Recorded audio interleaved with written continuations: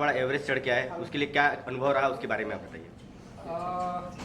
अनुभव एकदम से मुझे मेंटली और फिजिकली ये पहाड़ ने एकदम टेस्ट किया, क्योंकि ये नॉर्मल एक्सपीडिशंस जो होते हैं जो इससे पहले मैंने किए थे वो लगभग 15 दिन, ज़्यादा से ज़्यादा 20 दिन 22 दिन में पूर्ण होते थे, पर ये बहुत ही लंबा ड्यूरेशन का एक एक्सपीडिशन था। मैं 2 अप्रैल को निकला था और मैं ऊपर पहुंचा समिट पे 17 मई को, तो मुझे 45 दिन लगे पहुंचने में और रिटर्न में आया 52 दिन के बाद। तो इतना जब बड़े ड्यूरेशन का जब आप एक्सपीडिशन पे होते हो तो आपको हर छोटी चीज़ का भी ख्याल रखना पड़ता है, और खास करके वो रीजन जहाँ पे खुंबू रीजन बोलते हैं जिसको, जहाँ पे एवरेस्ट लोकेटेड है, वहाँ पे बीमारियाँ बहुत जल्दी पकड़ती है। उस एल्टीट्यूड पे जब आप रहते हो 5300 मीटर पे जहाँ पे बेस कैंप है,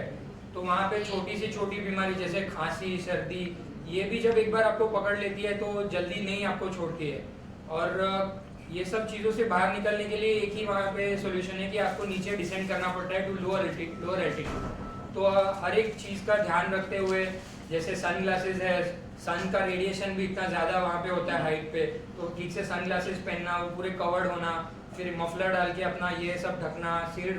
ढक के रखना, अच्छे से खाना पीना सोना, ये सब छोटी छोटी चीज़ें हैं जो माउंटेनियरिंग से अब हमें ऐसा फील होता है कि माउंटेनियरिंग सिर्फ पहाड़ चढ़ने जैसा है, पर उसके साथ साथ आपको ये सारी चीज़ों का ख्याल रखना पड़ता है। तो ये सब चीज़ों का मुझे एक एक्सपीरियंस हुआ, प्लस क्योंकि मैं पहली बार 8000 मीटर के हाइट के ऊपर जा रहा था, तो ऑक्सीजन का यूज़ कैसे करना, सप्लीमेंटल ऑक्सीजन का, उसका प्रेशर रेगुलेटर, मास्क का यूज़ कैसे करना, उसके अंदर फ्रीज कैसे होता है वो मास्क, तो मास्क साफ करके वापस से उसको डालना, वो सब नया नया एक्सपीरियंस था मेरे लिए, जो पहली बार मुझे ये माउंट एवरेस्ट एक्सपीडिशन पे अनुभव हुआ। और मेरे लिए समिट पे पहुंचना एक ये बोनस था। मैं हमेशा अपने माउंटेनिंग एक्सपीडिशंस पे सेफ्टी को हमेशा प्रायोरिटी रखता हूँ, तो मेरे दिमाग में हमेशा यही था कि climbing up is always optional but coming down is mandatory. तो ये चीज़ हमेशा दिमाग में रखते हुए ही मैं चढ़ रहा था कहीं पे भी, तो अपनी बॉडी और माइंड का पूरा ख्याल रखते हुए और कितनी मेरी कैपेसिटी है, कहाँ तक मैं जा सकता हूँ, ये सब पूरा जिसको बोलते हैं ना एक सुसज्ज और समझदार दिमाग से वहाँ पे आपको काम लेना पड़ता है, क्योंकि इसमें बहुत सारा चीज़ एट स्टेक होता है। आप इतना पैसा डाल रहे हो, इतना टाइम डाल रहे हो, तो बहुत बार क्लाइंबर्स क्या है जज्बाती हो जाते हैं वहाँ पे, वो सिचुएशन को एट द मोमेंट वो नहीं समझते कि कितनी उसकी डीपनेस है, कितना उसका थ्रेट हो सकता है, और उनको लगता है कि बस क्योंकि मैंने इतना पैसा डाला है तो मुझे कुछ भी कोई भी हालत में ऊपर पहुंचना ही है। बहुत बार क्लाइंबर्स स्पॉन्सरशिप्स लेके आते हैं, ऐसा मैंने वहाँ पे अनुभव किया, तो उनका फिर वो बहुत जज्बाती हो जाते हैं, तो उनको बहुत बार हाई एल्टीट्यूड पे सिम्टम्स होते हैं, जैसे अपने लंग्स में पानी भरना या फिर अपने ब्रेन में पानी भरना चालू होता है, तो फिर वहाँ पे हेल्यूसिनेशन होना चालू हो जाते हैं, और इस तरीके से फिर वो अपने सही दिमाग से सोच नहीं पाते। तो अपने दिमाग को बहुत शांत रखते हुए और सिचुएशन को असेस करते हुए और कितनी अपनी काबिलियत है वो पहचान करके वो माउंटेन पे आपको चढ़ना है। बहुत सारे एक्सपीरियंस क्लाइंबर्स से वो भी नहीं चढ़ पाए, लेकिन ये जो सीजन था पर्टिकुलरली 2023, ये 70 सालों में one of the deadliest season on Everest गया है, क्योंकि number of deaths, total deaths पूरी रिकॉर्ड जो हुई वो 18 हुई, which is the highest in the history of Everest. उसके अलावा जो number of frostbite cases, जैसे मुझे भी एक फ्रॉस्ट बाइट हुआ, ऐसे 60 to 70% क्लाइंबर्स, जिसमें इवन नेपाल आर्मी एक्सपीडिशन के जो क्लाइंबर्स थे उनको भी फिंगर्स और टोज वगैरह में फ्रॉस्ट बाइट्स हुए। मैं जिस हॉस्पिटल में एडमिट था काठमांडू में, सिविक हॉस्पिटल में, सो वहाँ पे देयर वर कंटिन्यूस पेशेंट्स जो आ रहे थे, बिकॉज दिस जो क्लाइमेट कंडीशन जो इस बार चेंज हुई, क्योंकि पूरा जैसे आप मुंबई में भी देख रहे हो कि वेदर कंटिन्यूसली शिफ्ट हो गया, जो बारिश है वो जो 5 जून के आसपास आने वाली थी वो 12 जून के आसपास चली गई, तो पूरा जो वेदर पैटर्न है वो पूरा शिफ्ट हो गया था एवरेस्ट पे। अप्रैल में जब हम पहली बार बेस कैंप पे पहुंचे थे तब भी वहाँ पे इतना बर्फ और सब था जो यूजुअली मार्च में खत्म हो जाता था। तो हायर एल्टीट्यूड पे भी वही हालत थी कि विंड कंडीशन और जो टूवर्ड्स में जो शांत हो जाता है जनरली, जो जेट स्ट्रीम विंड्स कम हो जाती है, वो इस बार एक्सट्रीम विंड कंडीशन थी, टेम्परेचर्स बहुत कम थे, जिसके वजह से फ्रॉस्ट बाइट की कंडीशंस बहुत ज़्यादा हुई क्लाइंबर्स में। और इस साल नेपाल गवर्नमेंट ने रिकॉर्ड 478 परमिट्स दिए थे, जो कि अभी तक के हिस्ट्री में सबसे हाईएस्ट परमिट्स है। तो क्या हो जाता है कि वहाँ पे एक रेस लग गई थी कि क्योंकि वेदर विंडो शॉर्ट हो गई, जैसे ही एक समिट का विंडो खुला तो सारे क्लाइंबर्स को ऐसा था कि हमको जल्दी में जल्दी ऊपर पहुंचना है। तो वो एक दौड़ लगने में क्या होता है कि वो पीरियड में बहुत सारे क्लाइंबर्स एक शॉर्ट डिस्टेंस में माउंटेन पे हो जाते हैं, तो एक रिस्क हो जाता है कि अगर आप आगे वाला स्लो चल रहा है तो आप उसके पीछे पीछे वही पेस पे चल सकते हो, क्योंकि बहुत जगह पे स्टीप स्लोप्स है, रात में आप ओवरटेक करने का चांस नहीं है, आपको सेफ्टी निकालना है, तो वो सब दिक्कत होती है, खास करके एक कमर्शियल माउंटेन एवरेस्ट जैसा जहाँ पे इतने सारे क्लाइंबर्स एक साथ हो जाते हैं। बाकी सारे माउंटेन्स पे कैसा है कि क्योंकि वो इतना उनका फेम नहीं है, तो क्लाइंबर्स जो एक्चुअल जो क्लाइंब करना चाहते हैं वही पहुंचते हैं वहाँ पे। और ये एवरेस्ट कैसा है कि इवन जो कम एक्सपीरियंस क्लाइंबर्स है, जो जिन्होंने इतने सारे अनुभव लिए नहीं है प्रीवियस एक्सपीडिशंस के 6000 7000 मीटर के, वो भी रहते हैं वो माउंटेन पे। तो आपको वो सब चीज़ें कंसिडर करते हुए और आपका क्लाइंब प्लान करना होता है। सो ये सब मेरे अनुभव थे एवरेस्ट पे। Mr. Monkey, what was the most difficult phase of our expedition? For me, the most difficult phase, which I believed, was crossing the Khumbu Icefall between base camp और camp 1. जो मैंने आपको वीडियो में भी जो बताया कि वो जो टेरेन है ना, वो टोटली एक मूविंग ब्लॉक्स ऑफ आइस है, ऐसे लिटरली आइस सिरैक्स है, आइस टावर्स है, जो कभी भी मूव होते हैं, कोलैप्स होते हैं, नीचे की जमीन खिसकते रहती है, और आपको बहुत हम जिसको बोलते हैं ना, एक लक फैक्टर बहुत बड़ा काम करता है। 2014 में there were 16 Sherpas which passed away और the entire season had to be cancelled because पूरा अपर पार्ट खुम्बू आइसफॉल का था वो पूरा कोलैप्स हो गया था। सो ये सीजन भी जैसे 3 क्लाइंबर्स जो थे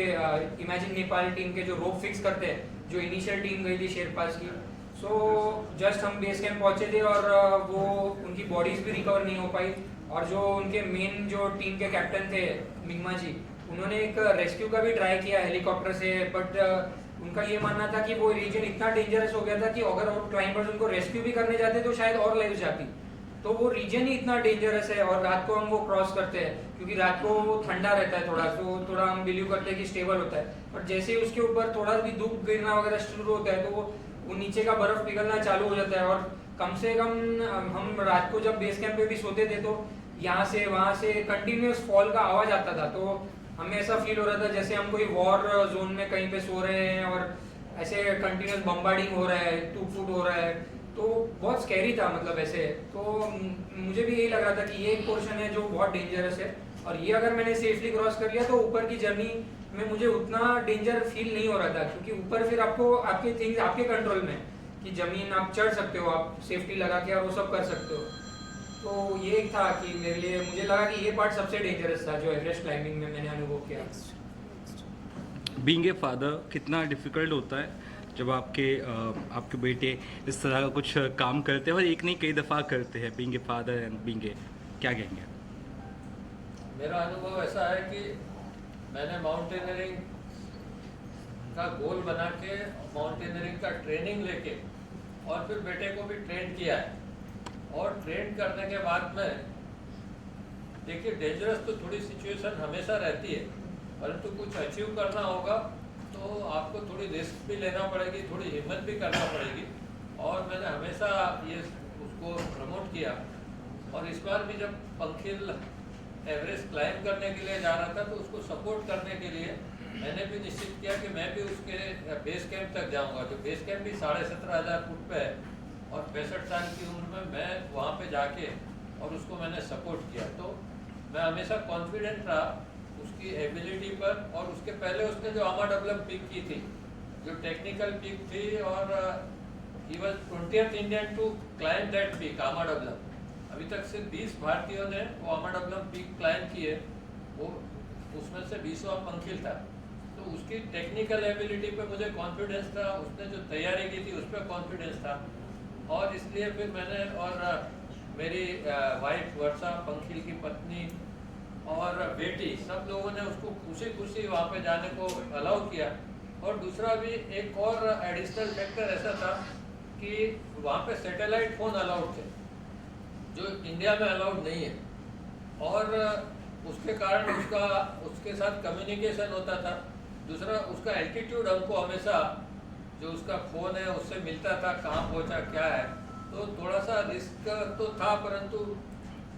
उसके साथ में हमको ऐसा कॉन्फिडेंस था, और इसलिए हम लोगों ने अलाउ किया। ओके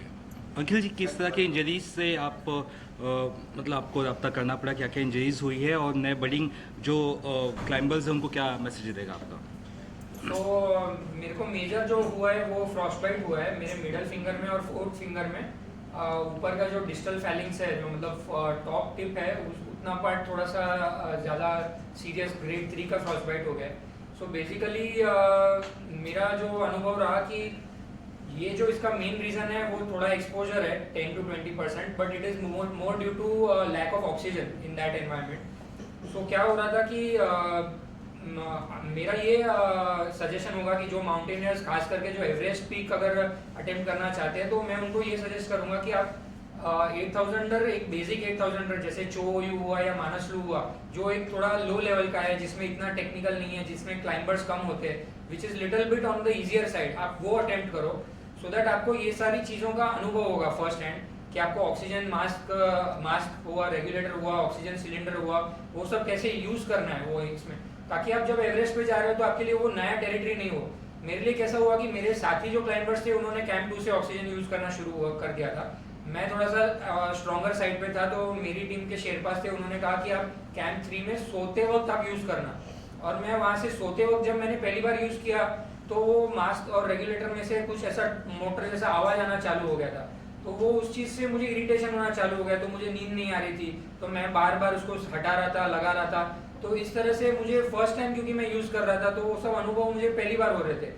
और जब इवन मैं समिट पुश पे था तो मैंने थोड़ा सा समिट पे भी फोटोग्राफी करने के लिए, वीडियोस निकालने के लिए थोड़ा सा हाथ वगैरह निकाला, प्लस मैं जब रिटर्न हो रहा था तो क्लाइंबर्स बहुत ज़्यादा थे, तो उस वजह से मेरा बैल्कनी पे जब मैं रिटर्न हुआ तो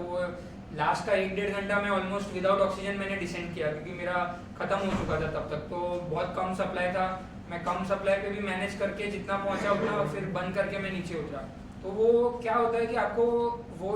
वो जो पीरियड होता है ना, उसमें आपको बहुत क्रिटिकली प्लान करना होता है आपकी टीम मेंबर्स के साथ कि कौन से एक्सपीडिशंस कब जा रहे हैं, और हम ऐसा प्लान करें कि थोड़ा डिले करें या आगे जाए उस हिसाब से, ताकि क्लाइंबर्स कम हो वो टाइम पे, ताकि ये सारी चीज़ें उस टाइम पे मैनेज हो सके। वैसे